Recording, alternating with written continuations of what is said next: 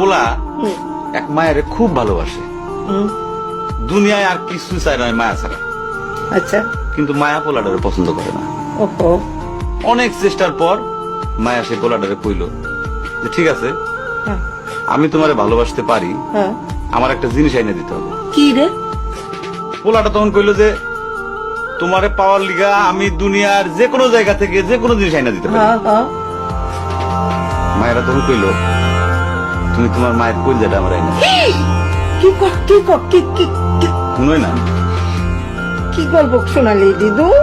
পোলা তখন দৌড়াইতে দৌড়াইতে তার মায়ের কাছে গেল।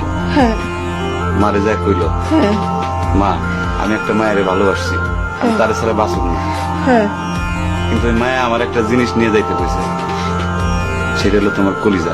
তুমি যদি তোমার কলিজাটা আমার দাও, ওই মায়াটা কলিজাটা পাইলে আমার ভালোবাসে। মা তখন কইল তুই আমার একমাত্র বুকের ধন, তোর সুখের জন্য আমি সবকিছু করতে পারবো। পরে মা বুকটা ভাইরা কলিজাটা বাইর করে পোলার হাতে দিল। আহারে মা। পোলাটা কলিজাটা হাতে পাইয়া যে কি খুশি, মা দৌড়াইতেছে দৌড়াইতেছে দৌড়াইতেছে, দৌড়াইতে দৌড়াইতে হঠাৎ রাস্তার মধ্যে উষ্টা খাইয়া পড়ে গেছে।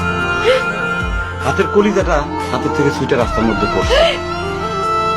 তখন মায়ের কলিজাটা কইতেছে, ব্যথা পাইছো বাজান? কোন মায়া যদি এইরকম কয়, সেই মায়ের আমি